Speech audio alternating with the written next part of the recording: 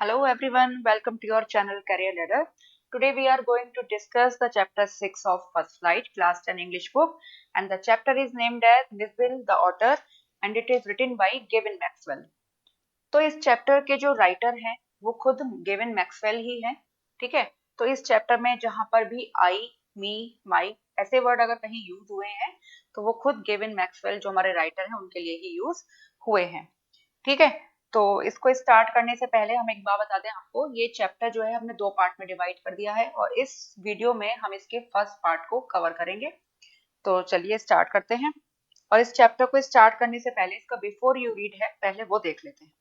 Given Maxwell lives in a cottage in Camusfearna in the west Highlands in Scotland.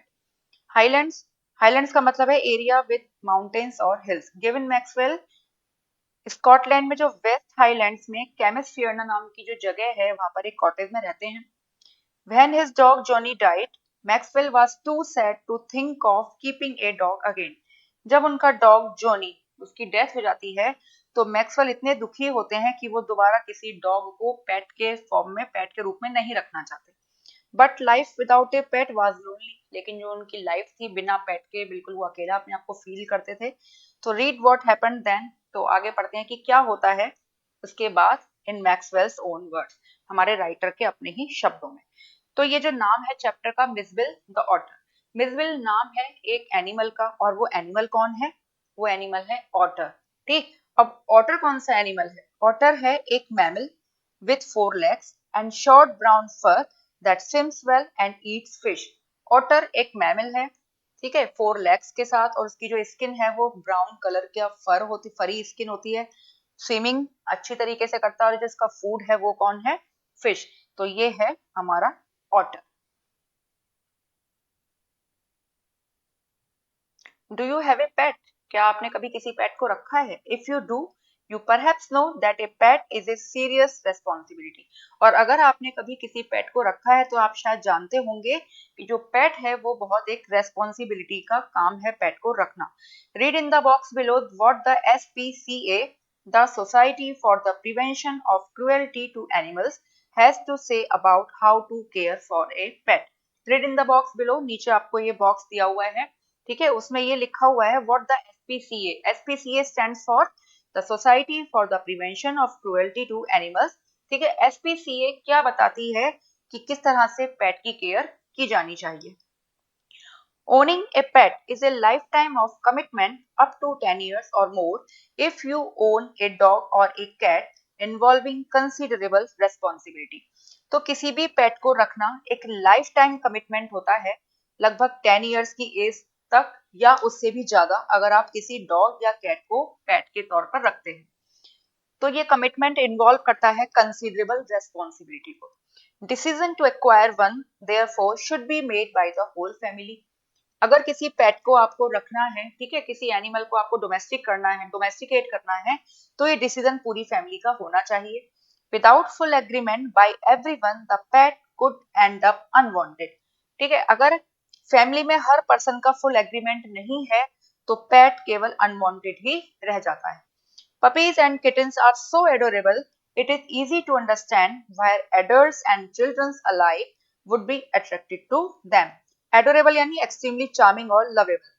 Puppies और kittens इतने cute होते हैं, इतने lovable होते हैं कि आसानी से समझ में आ जाती है ये बात कि क्यों एडल्ट्स और चिल्ड्रन जो है इनकी तरफ अट्रैक्ट हो जाते हैं।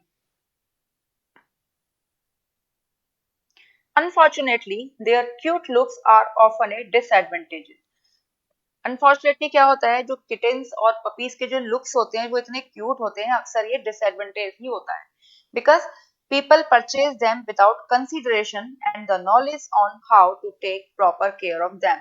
क्योंकि क्या होता है, जो लोग हैं उनको परचेज कर लेते हैं विदाउट कंसिडरेशन, यानी विदाउट केयरफुल थॉट और टेंशन, ठीक है, उनको परचेज कर लेते हैं और बिना जानकारी के परचेज कर लेते हैं कि किस तरह से उनकी प्रॉपर केयर करनी चाहिए। The basic points you should keep in mind before adopting a puppy are, जो बेसिक पॉइंट आपको अपने माइंड में रखने चाहिए, आपको ध्यान में रखने चाहिए किसी भी एक पपी को अडॉप्ट करने से पहले, ठीक है। तो वो क्या है? An annual dog license in accordance with government regulation, आपके पास एक एनुअल डॉग लाइसेंस होना चाहिए जो गवर्नमेंट के रूल एंड रेगुलेशंस के अकॉर्डिंग हो। It's annual vaccination against major diseases. ठीक है, किसी भी अगर आपको पपी को रख रहे हैं, डॉग को रख रहे हैं, तो उसको आपको एनुअल वैक्सीनेशन भी कराना होगा। टॉयलेट ट्रेनिंग देनी होगी। Regular grooming and bathing, regular grooming उसकी करनी होगी, रेगुलर बाथ उसको करना होगा।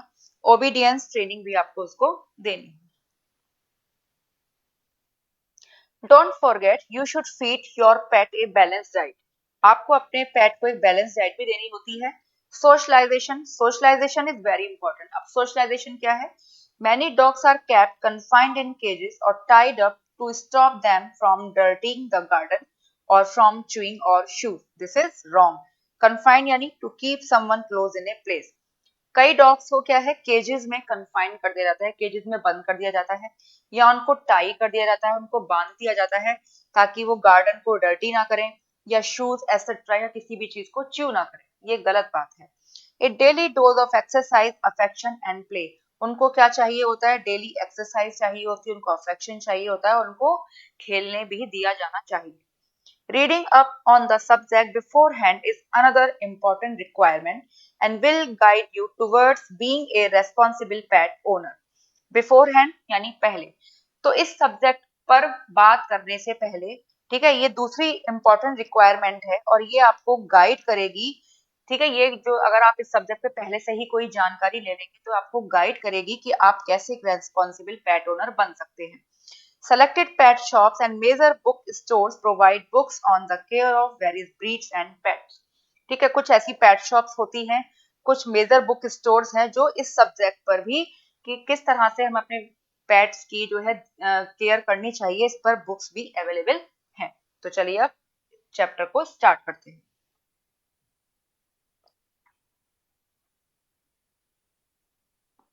Early in the new year of 1956, I traveled to southern Iraq. यहाँ पर जैसे कि पहले बताया गया, आई, मी, माइन, जो भी ये वर्ड हैं वो सब यूज किए गए हैं हमारे राइटर गेविन मैक्सवेल के लिए। तो क्योंकि ये स्टोरी जो है उन्होंने ही अपने लिए ही नैरेट की है, ठीक है, तो इसके जो नैरेटर है वो खुद ही हैं। Early in the new year of 1956 I travel to southern Iraq. तो वो कहते हैं कि 1956 का जब न्यू ईयर स्टार्ट हुआ, यानी अर्ली न्यू ईयर में, तो मैं I travel to southern Iraq, तो वो गए southern Iraq. By then, it had crossed my mind that I should like to keep an otter instead of a dog. Cross my mind मतलब came into my mind. A thought came into my mind. तो वो कहते हैं तब तक एक idea मेरे दिमाग में आया कि मुझे अब I should like to keep an otter instead of a dog, कि मैं अब एक ऑटर को पेट के रूप में रखूंगा बजाय एक डॉग के। And that Camusfearna ringed by water a stone's throw from its door would be an eminently suitable spot for this experiment. ये stone's throw यानी very short distance and eminently यानी extremely, ठीक है। एंड वो कहते हैं कि केमिस्फियरना रिंग्ड बाय वाटर, यानी केमिस्फियरना की जो चारों तरफ है क्या था? पानी ही था। A stone's throw from its door, और केमिस्फियरना जो है उनके घर से एक स्टोन्स थ्रो यानी बहुत शॉर्ट डिस्टेंस पर ही था। तो ये जो है इस एक्सपेरिमेंट के लिए एक्सट्रीमली सुटेबल स्पॉट होगा। यहाँ पे एक्सपेरिमेंट इसलिए कहा गया है क्योंकि उनको ऑटर को वो पेट के तौर पर रख रहे हैं, तो ये भी उनके लिए एक्सपेरिमेंट ही है। तो वो कहते हैं अगर ऑटर को मैं पेट के रूप में रखता हूँ तो केमिस्फियरना जो उनके घर से, उनकी जगह से बहुत दूर पर नहीं था, तो ये सूटेबल स्पॉट होगा इस एक्सपेरिमेंट के लिए, उस ऑटर को पेट के तौर पर रखने के लिए।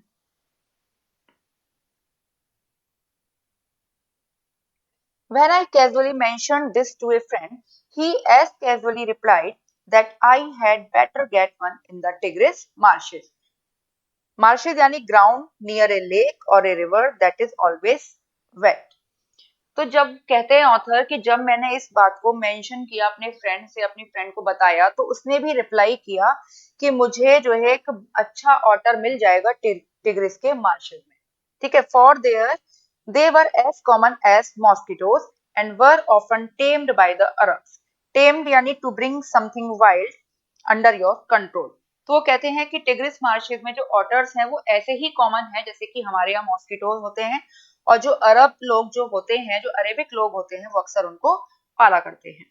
We were going to Basra to the Consulate General to collect and answer our mail from Europe. तो ऑथर कहते हैं कि हम यानी वो और उनके जो फ्रेंड है वो बसरा जा रहे थे। बसरा क्यों जा रहे थे? क्योंकि कॉन्सुलेट जनरल जाना था उनको, क्योंकि यूरोप से उनकी एक मेल आ रही थी, उसको कलेक्ट करना था और उसका आंसर भी उनको देना था। At the consulate general, we found that my friend's mail had arrived, but that mine had not. At the consulate general, तो ऑथर कहते हैं कि कॉन्सुलेट जनरल पर हम पहुंचे तो हमने देखा कि मेरी फ्रेंड की मेल तो आ गई थी लेकिन मेरी मेल नहीं आई थी। I cabled to England, and when 3 days later nothing had happened, I tried to telephone. Cabled यानी sent a message by telegraph. तो ये तब की बात है, ठीक है, 1956 की बात है। तो उन दिनों क्या होता था, अगर कहीं हमें मैसेज करना है या कॉल करना होता है तो टेलीग्राफ के द्वारा ही मैसेज भेजा जाता था, ठीक है। तो उस समय इस तरह के सेल फोन वगैरह नहीं हुआ करते थे, तो टेलीग्राफ के द्वारा ही मैसेज भेजा जाता था।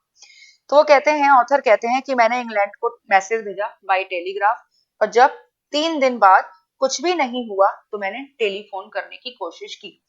The call had to be booked 24 hours in advance. तो उस समय क्या होता था कि इस तरह से नहीं होता था जैसे आज हम करते हैं कि अगर हमें किसी को कॉल करना है तो हमारी कॉल फौरन मिल जाती है, ठीक है। पहले क्या होता था, एडवांस में ही कॉल को बुक कराना पड़ता था।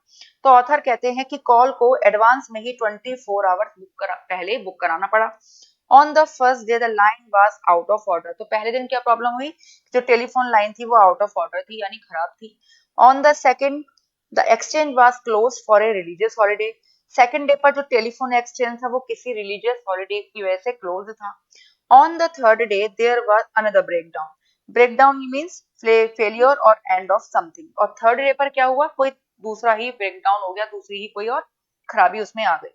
माई friend left and I arrange to meet him in a week's time. तो कहते हैं मेरा फ्रेंड तो चला गया और मैंने उसको कहा कि हम 1 हफ्ते के बाद जो है मिलेंगे। 5 days later my mail arrived। अब 5 दिन के बाद मेरी मेल आ गई। I carried it to my bedroom to read, and there, squatting on the floor, were 2 Arabs। ठीक है। अब ऑथर कहते हैं कि मैं मेल को बेडरूम में लेकर चला गया पढ़ने के लिए और वहां उन्होंने क्या देखा, squatting on the floor. Squatting क्या है, to rest with your weight on your feet and your legs bent and your bottom just above the ground. जैसे घुटनों के बल बैठ जाते हैं उसको कहते हैं स्क्वेटिंग, ठीक है। तो वो वहां पर फ्लोर पर स्क्वेटिंग करते हुए, स्क्वेटिंग की फॉर्म में बैठे हुए कौन मिले, 2 अरब लोग मिले, 2 अरेबिक लोग मिले। Besides them lay a sack that swimmed from time to time. Sack का मतलब है large bag made of strong cloth, and swimmed यानी ट्विस्टेड अबाउट। तो वहां जो 2 अरेबिक लोग बैठे हुए थे उनके पास में ही क्या पड़ा था, एक सैक, या इसको आप बोरी कह सकते हैं, ठीक है। तो एक सैक रखा हुआ था that swimmed from time to time, जो टाइम टू टाइम समय समय पर ट्विस्ट कर रहा था, या आप कह सकते हैं उसमें मूवमेंट हो रही थी। They handed me a note from my friend. Here is your order। तो उन्होंने मेरे हाथ में दिया मेरे फ्रेंड का एक नोट जिसमें लिखा था, ये रहा तुम्हारा ऑर्डर।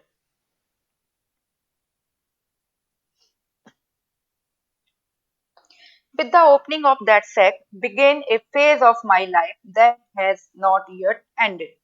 तो वो कहते हैं, ऑथर कहते हैं कि उस सैक को जैसे ही मैंने खोला, उस सैक की ओपनिंग के साथ मेरे लाइफ की एक नई फेज शुरू हुई जो अभी तक खत्म नहीं हुई है। And may for all I know not and before I do. और शायद खत्म तब तक नहीं होगी जब तक मैं हूं, यानी मेरे से पहले ये लाइफ का जो मेरा नया फेज शुरू हुआ है ये खत्म नहीं होगा। It is, in effect, a thraldom to authors, an author fixation that I have since found to be shared by most other people who have ever owned one। Thraldom being under control of, fixation का means है a very strong attachment of feeling।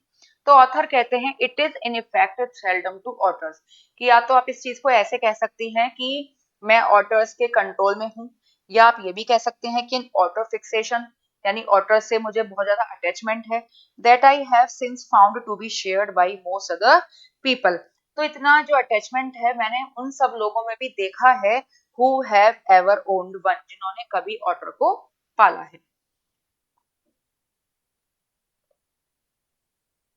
The creature that emerged from the sack onto the spacious tiled floor of the consulate bedroom resembled most of all a very small medievally conceived dragon. अब दो जो creature, ठीक है, उस sac में से निकला, उस बोरी में से निकला कॉन्सुलेट बेडरूम के स्पेशियस टाइल्ड फ्लोर पर, वो किससे रिजेंबल करता था? एक बहुत छोटे से और मेडिवली कंसीव्ड यानी imagination of the middle ages, and dragon एक monster having a scaly reptilian body. ठीक है, तो वो कहते हैं कि जिस तरह से मेडिवली मिडिल एजेस में जो कोई बहुत छोटा सा ड्रैगन एक इमेजिनेशन है, ठीक है, ड्रैगन कोई रियल में कोई क्रिएचर नहीं है, एक इमेजिनेशन है मेडिवली पीरियड में, मिडिल एज में, तो उससे रिजेंबल वो जो प्राणी उसमें से निकला, जो क्रिएचर उस थैले में से निकला, उस बोरी में से निकला, वो ड्रैगन से रिजेंबल करता था। From the head to the tip of the tail he was coated with symmetrical pointed scales of mud armor। तो हेड से लेके टिप तक, टिप किसकी? टेल तक, हेड से लेके टेल की टिप तक जो क्रिएचर था, जो उसमें से निकला या जो ऑटर था, वो symmetrical pointed scales of mud armour covered with thick layer of wet mud. तो वो पूरा जो है सिर से लेके टेल तक वो पूरा कवर हो रखा था, पूरा कोट हो रखा था मिट्टी से। ठीक है, बिटवीन दोस्त between whose tips was visible a soft velvet fur like that of a chocolate brown mole। Mole क्या है? Small animal with dark grey fur, that is mole। ठीक है, तो between whose tips, जिसकी टिप्स के बीच में यानी उस मिट्टी के बीच में से कभी कभी दिख जाता था सॉफ्ट वेलवेट फर, दिख जाता था जो चॉकलेट ब्राउन कलर का जो मोल होता है उसके जैसा लगता था।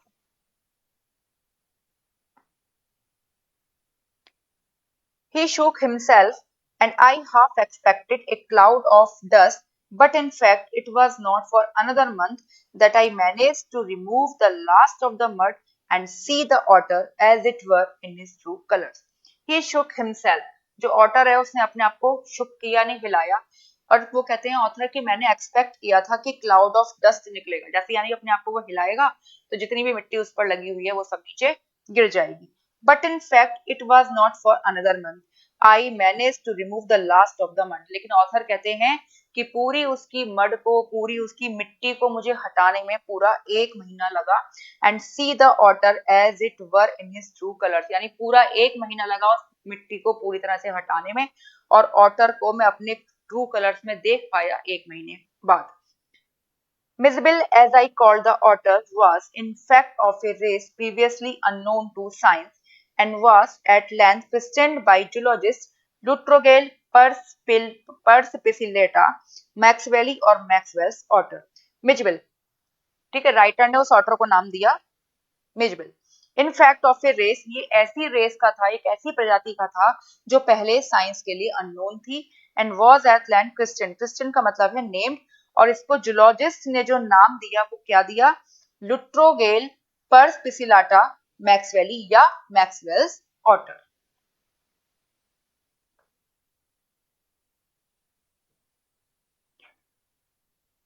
For the first 24 hours, Mizbil was neither hostile nor friendly।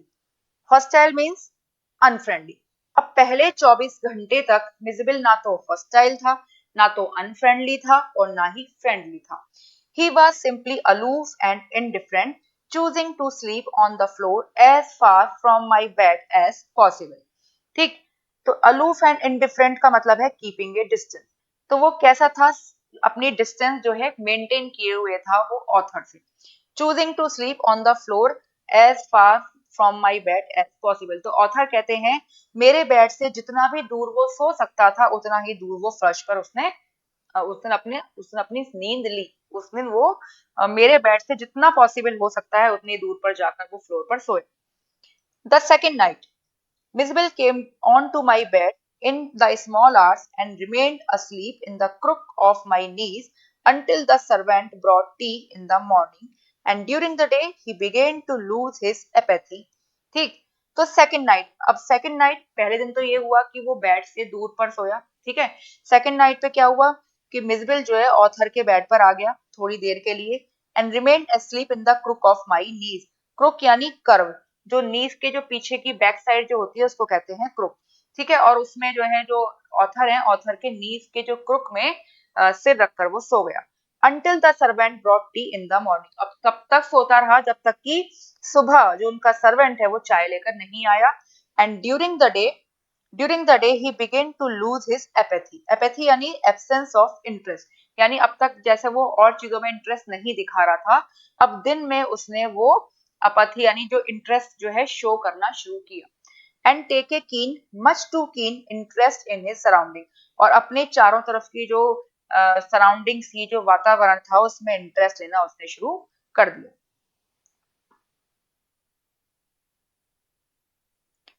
I made a body belt for him and took him on a lead to the bathroom.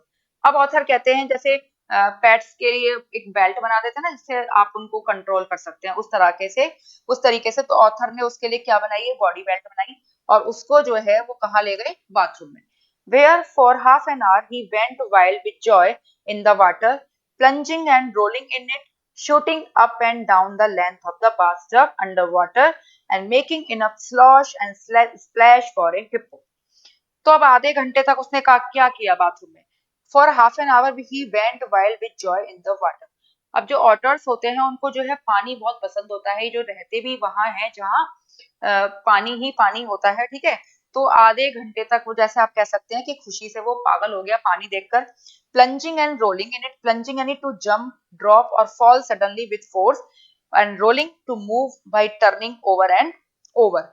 ठीक है, तो उसने क्या किया, वहां पे क्या लगाता रहा, पानी में डुबकियां लगा रहा है, प्लंजिंग कर रहा है, रोलिंग कर रहा है यानी इधर उधर लुढ़क रहा है, शूटिंग अप एंड डाउन, ऊपर नीचे क्या कर रहा है, ठीक है. अब लेंथ ऑफ द बाथ में क्या कर रहा है, अप एंड डाउन, ऊपर नीचे जंप लगा रहा है. And making enough slosh and splash for a hippo. Slosh यानी to move around noisily inside a container, and splash यानी to make liquid fall noisily. And hippo क्या है, हिप्पोपोटेमस. ठीक, तो वो वहां पे क्या कर रहा था, पानी में इधर उधर दौड़ रहा है, पानी को स्प्लैश कर रहा है जैसे कि वो कोई हिप्पो हो.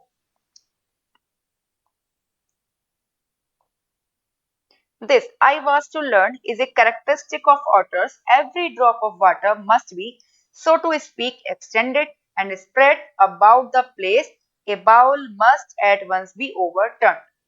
This I was to learn. तो ऑथर कहते हैं कि मैंने यहाँ पर ये सीखा कि ऑटर्स की क्या कैरेक्टरिस्टिक है. ये कैरेक्टरिस्टिक है कि every drop of water must be, so to speak. So to speak का मतलब है एज इट वर, या one could say this, extended and spread about the place. कि पानी की जो हर ड्रॉप, आप कह सकते हैं कि पानी की हर ड्रॉप एक्सटेंडेड, फैल जानी चाहिए उस जगह पर जहां पे ये पानी पड़ा हुआ है. ठीक है, पानी हर जगह पर फैला हुआ होना चाहिए. A bowl must at once be overturn.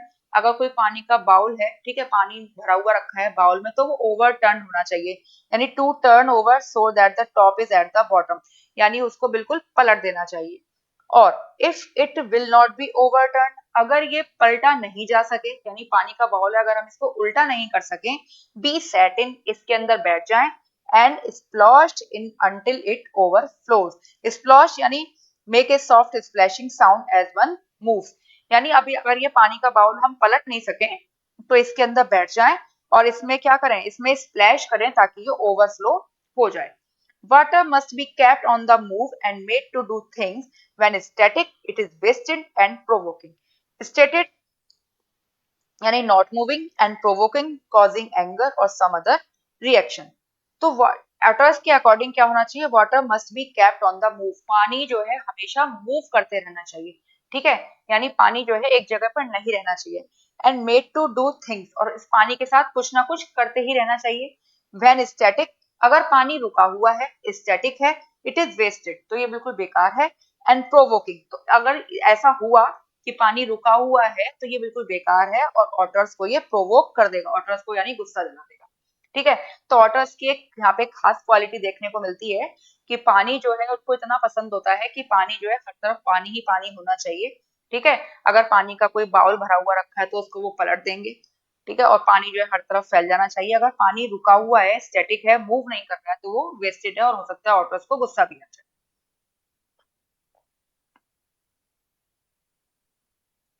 2 days later, Miss Bill escaped from my bedroom as I entered it. तो ऑथर कहते हैं 2 दिन बाद मिसबिल जो है मेरे बेडरूम से निकल गया जैसे ही मैंने बेडरूम में एंटर किया. And I turn to see his tail disappearing round the bend of the corridor that led to the bathroom. Corridor, a long narrow passage in a building. तो वो कहते हैं 2 दिन बाद जैसे ही मैंने अपने सॉरी बेडरूम में एंटर किया तो मिसविल जो है बेडरूम से निकल गया और मैंने देखा उसकी जो टेल को डिसअपियर होते हुए कॉरिडोर के बैंड से, यानी कॉरिडोर कहाँ जाता है, कॉरिडोर जाता है बाथरूम तक, ठीक है। तो कॉरिडोर का जो टर्न होता है जो बाथरूम की तरफ जा रहा है वहां से उसकी टेल को उन्होंने डिसअपियर होते हुए देखा। By the time I got there he was up on the end of the bathtub and fumbling at the chromium taps with his paws. Fumbling यानी ट्राई टू होल्ड, मूव और find something with your hands in an awkward way. Paws, the foot of an animal such as dog, cat और bear etcetera. तो वो कहते हैं by the time, जैसे ही I got there, author bathroom में पहुंचते हैं, ही was up on the end of the bathroom, तो मिजबिल कहाँ था, बाथ टब पे चढ़ा हुआ था, and fumbling at the chromium tops taps with his pause, और अपने पॉज से यानी अपने पंजों से क्या कर रहा था, क्रोमियम की जो टैप होती है यानी जो टैप होती है ना, जो आप नल कह सकते हैं जिसमें से पानी आता है, उसको क्रोमियम की कोटिंग कर दी जाती है इसलिए इसको लिखा हुआ है क्रोमियम टैप। तो उस पर फंबलिंग कर रहा था यानी कुछ तो कर रहा था वो ऑकवर्ड वे में, उसको टैप को उसने पकड़ा हुआ था और मूव कर रहा था अपने हाथों से, तो कुछ तो उसके साथ वो छेड़छाड़ कर रहा था।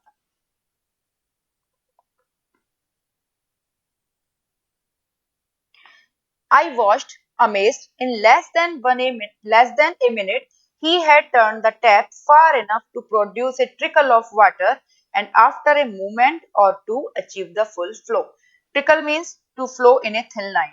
ठीक है, तो ऑथर कहते हैं आई वॉच्ड, मैंने देखा, अमेज्ड, मैं बड़ा हैरान हुआ, in less than a minute, 1 minute से भी कम टाइम में, he had turn the tap far enough, तो उसने टैप को इतना तो खोल दिया था कि पानी की एक ट्रिकल उसमें से बह रही थी, यानी कि पानी की बहुत थोड़ी सी जो कह सकते हैं स्ट्रीम उसमें से निकल रही थी, यानी थोड़ी सी ही टैप खुली थी।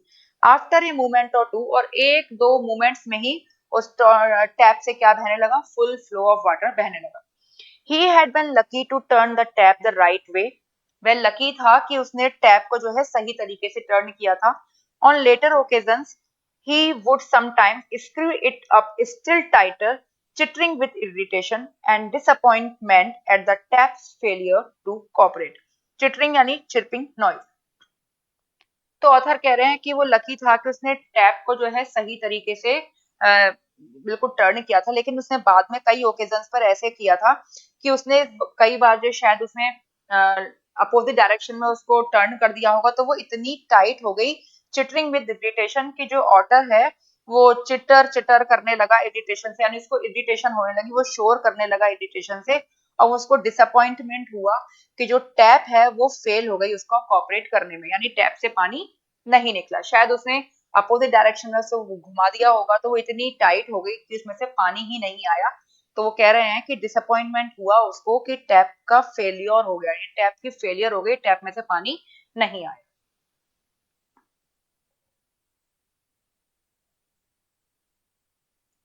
Very soon, Miss would follow me without a lead and come to me when I called his name.